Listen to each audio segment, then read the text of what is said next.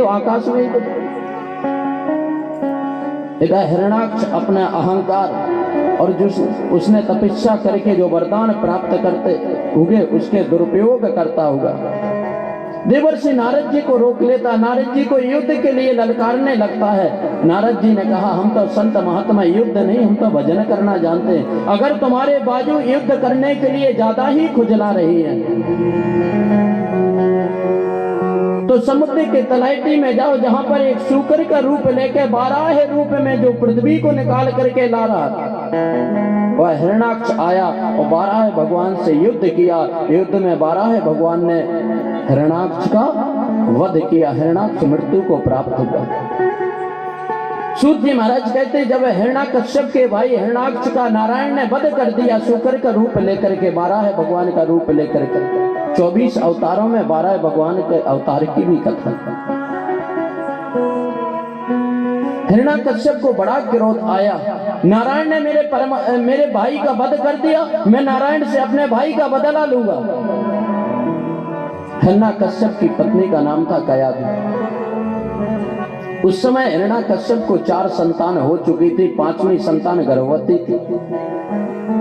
हिरणाकश्यप निकल गया ब्रह्मा जी की तपस्या करने के लिए। कई सौ वर्ष तक हिरणाकश्यप ब्रह्मा जी की तपस्या करते रहा।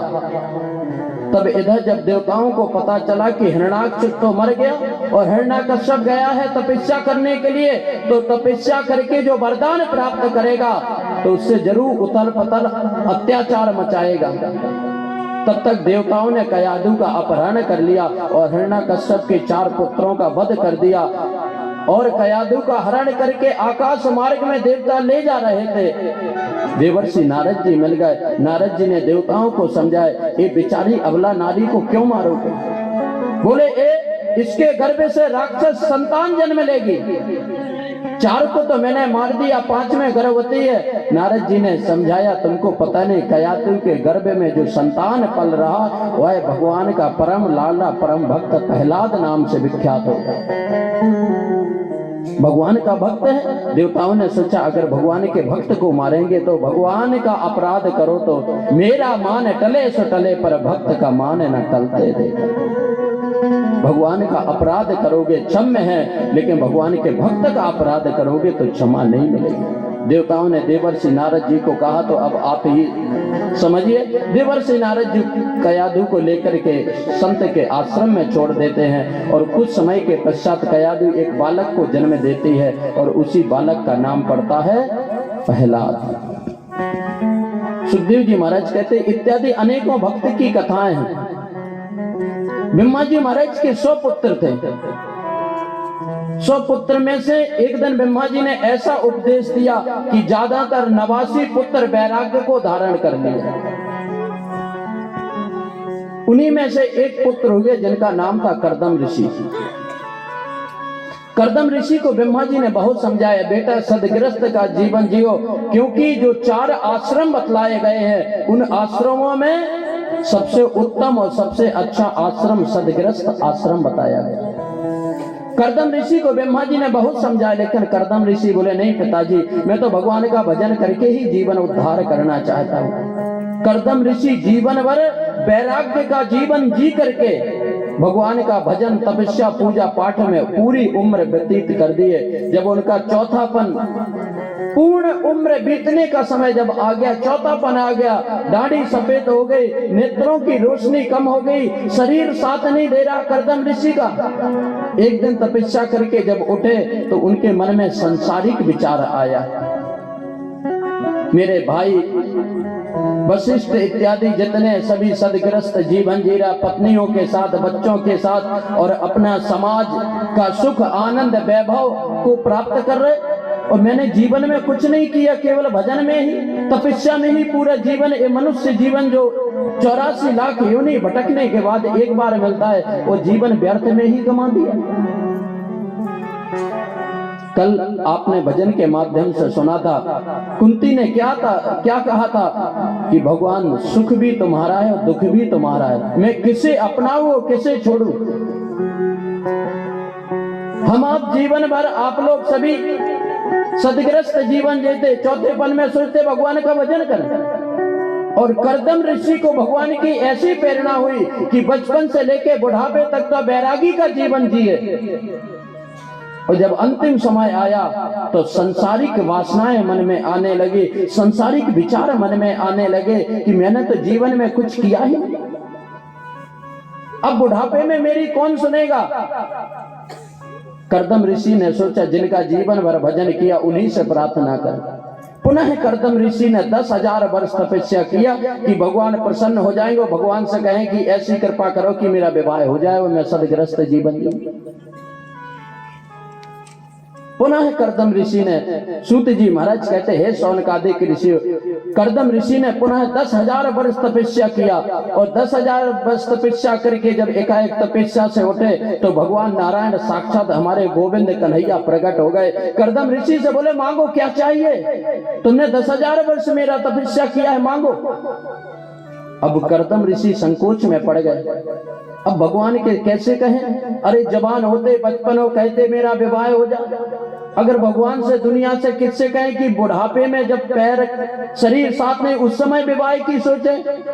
करदम ऋषि संकोच में पड़ गए, और मैंने पहले दिन बतलाया था प्यारे, भगवान से छल कपट और भेदभाव कभी पसंद नहीं, निर्मल मन जन सो मोहि पाव मोहि कपट। करदम ऋषि से भगवान ने कहा मांगो क्या चाहिए।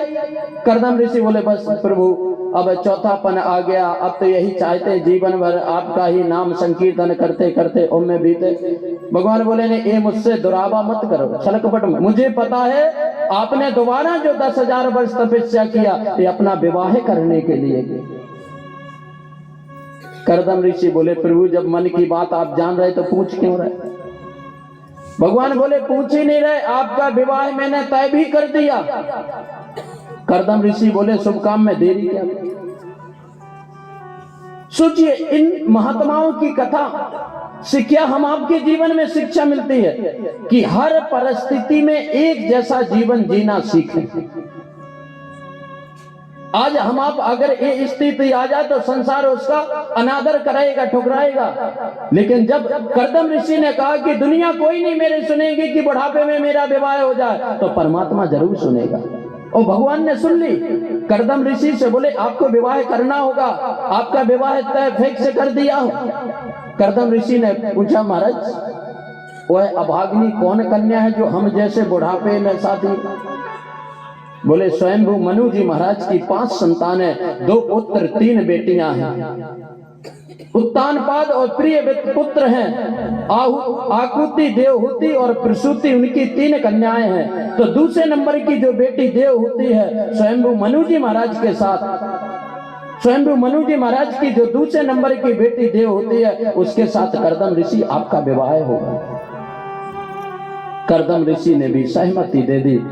सूत जी महाराज कहते हैं स्वयंभू मनु जी महाराज को जब पता चला ऐसे परम वैरागी भगवान का भजन करने वाले, जीवन में सांसारिक वासना के तरफ जिन्होंने मुड़ के नहीं देखा, ऐसा परम तपस्वी मुझे दामाद मिले, उससे बड़ा सौभाग्य क्या हो सकता है। स्वयंभू मनु जी महाराज ने अपनी बेटी देवहूति का हाथ करदम ऋषि के हाथ में सौंप दिया। इससे हमारी बहनों को शिक्षा लेना चाहिए। माता पिता की लोक लाज, माता पिता का आदेश ही जीवन का सर्वोपरि मंगलकारी होता है। और मैंने कल भी बताया था माता पिता अरो गुरु के बाने, माता पिता अरो गुरु के बाने, माता पिता गुरु के वाणी, मात पिता और गुरु की वाणी, बिना ही विचार करे शोभ जानी, बिना ही विचार करे शोभ जानी। धन्य है देवहूति की प्रसन्नता। पिताजी ने जिसके हाथ में मेरा हाथ सौंप दिया वही आज से मेरे जीवन का मंगल कार्य। ऐसे महात्मा के हाथ में अपनी बेटी राजकुमारी का हाथ, जो देवहूति राज घराने में लालन पालन होगा, राष्ट्रीय वस्त्रों को पहना, राष्ट्रीय भोजन को खाया, इतनी सुकुमार बेटी का हाथ एक जंगल में वन में रहने वाले महात्मा के हाथ में सौंप दिया। लेकिन देवहूति ने सोचा, जिसके हाथ में मेरे पिता माँ ने मेरा हाथ सौंप दिया, वही आज से मेरे जीवन का सुख है। आज कर्दम ऋषि, जिनका रहने का ठिकाना नहीं, खाने का ठिकाना नहीं, जीवन वह जंगल में व्यतीत करते, ऐसे ऋषि के हाथ में राजकुमारी का हाथ सौंप दिया पिता ने। लेकिन धन्य देवहूति के मन में किंचित मात्र भी दुख नहीं है। माता पिता ने जिसको सौंप दिया वही मेरे जीवन का सब कुछ। विदाई करा करके कर्दम ऋषि देवहूति को लेकर के आए। अब कर्दम ऋषि को बड़ी चिंता हुई, विवाह तो कर लिया, लेकिन अब मैं इस राजकुमारी को रखूं कहां, क्या खिलाऊंगा पिलाऊंगा? ये तो राजसी घराने में इसका लालन पालन, राशि वस्त्र, और मेरे पास स्वयं पहनने के लिए वस्त्र नहीं। एक छोटी सी टूटी फूटी झोपड़ी थी। कर्दम ऋषि देवहूति के साथ विवाह करके उस झोपड़ी में, जिसमें सैकड़ों चूहे के बिल थे, पक्षियों के सैकड़ों घोंसले लगे हुए थे। जब देवहूति ने अपने पतिदेव की उस कुटिया को देखा, देवहूति का और मन प्रसन्न हो गया कि संसार तो दुनिया के तरफ भागता है, संसार वाले दुनिया में धन संपत्ति वैभव प्राप्त करते हैं, लेकिन ऐसा त्यागी तपस्वी पति मुझे मिला, इससे बड़ा और मेरा भाग्य नहीं हो सकता। देवहूति ने उस कुटिया का साफ सुथरा किया। तब तक कर्दम ऋषि ने मन में सोच ही रहे थे, कैसे जीवन जीऊं, विवाह तो कर लिया।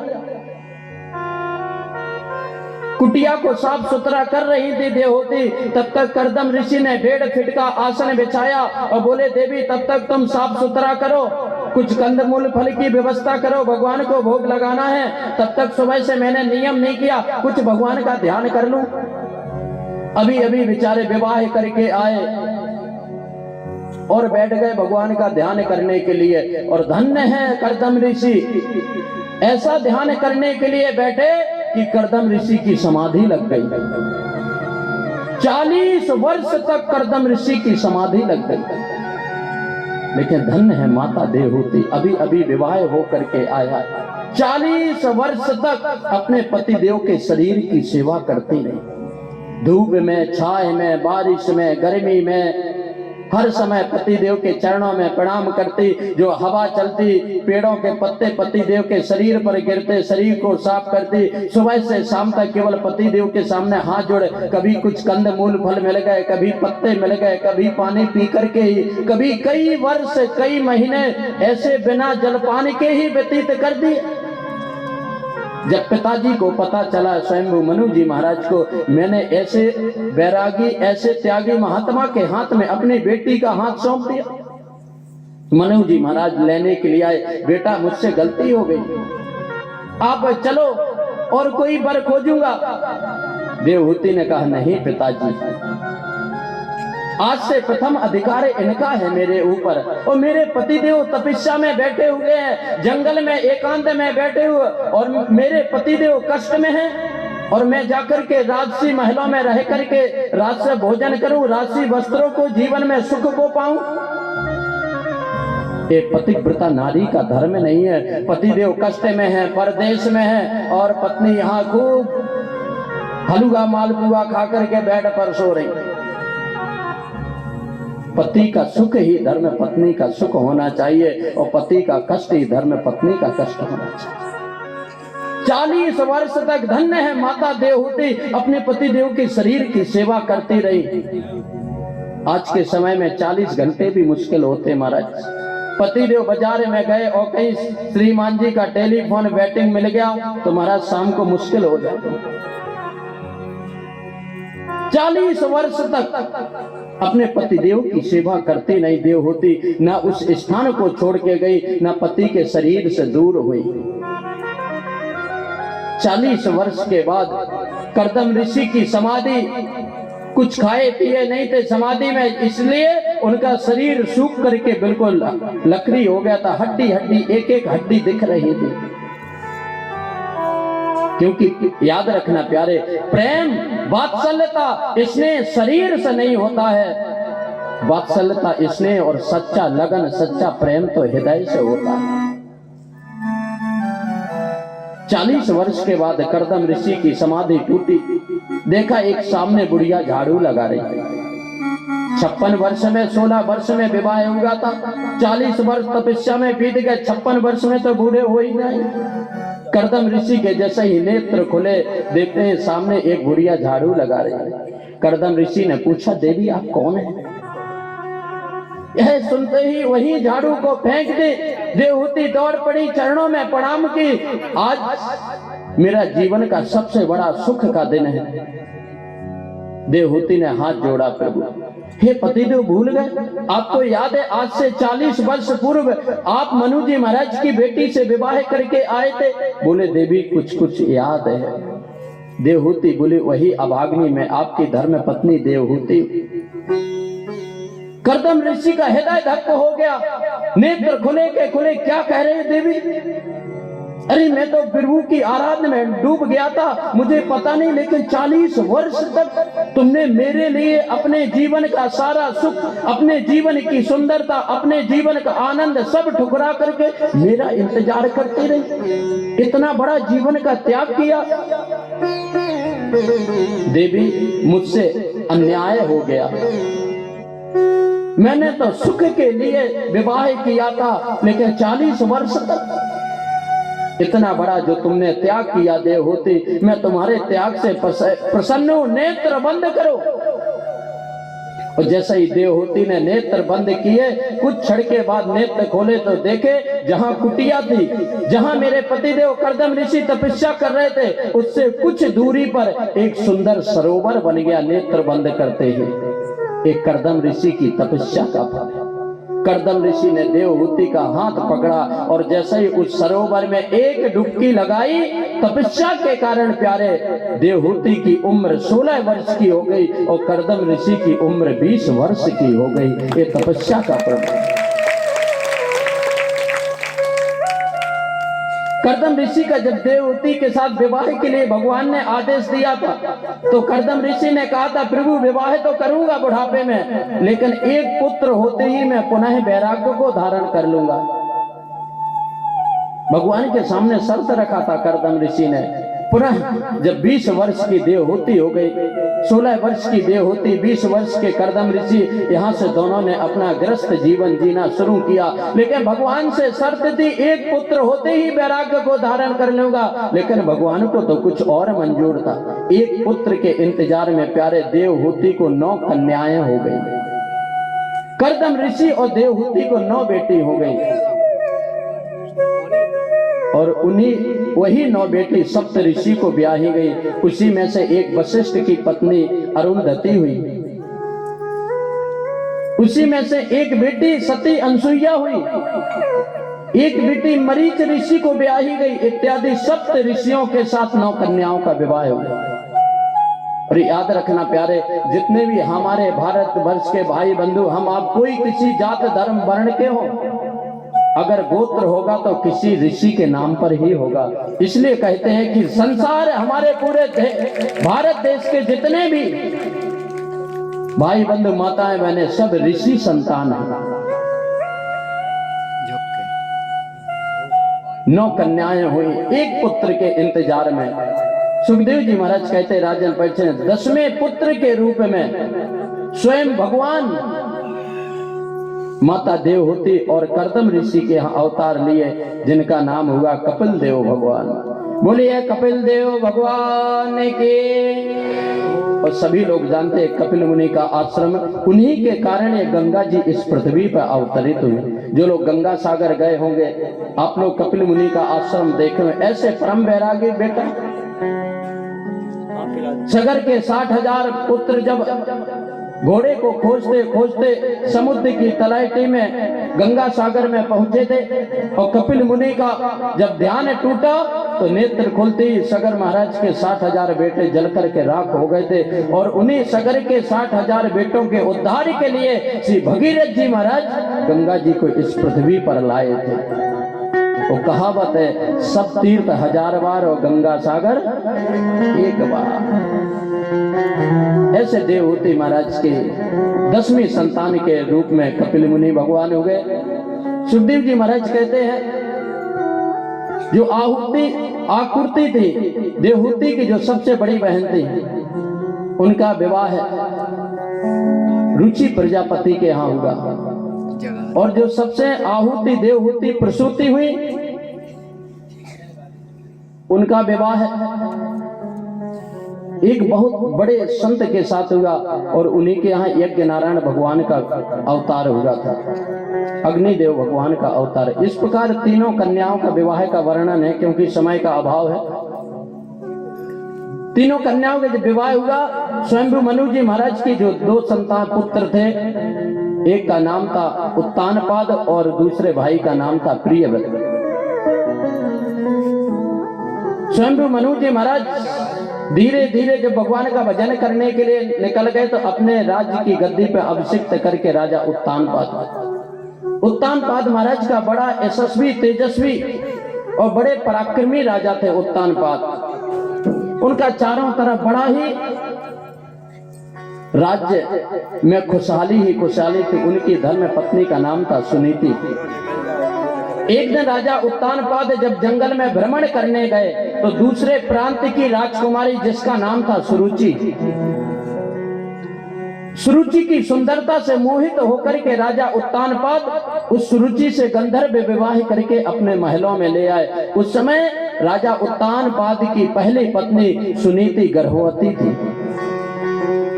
सुरुचि ने जैसे ही सुनीति को देखा, राजा से पूछा ये कौन है? राजा ने कहा मेरी बड़ी पत्नी सुनीति है। सुरुचि की सुंदरता से राजा उत्तानपाद अधिक मोहित थे, जिसके कारण सुरुचि ने कहा अगर ये सौतन इस महल में रहेगी, इस राज्य में रहेगी तो मैं आपके पास नहीं रहूंगी। राजा ने केवल उसकी सुंदरता से मोहित होकर के एक पल भर में सुनीति को कह दिया जाओ आप मेरे महलों से निकल जाओ।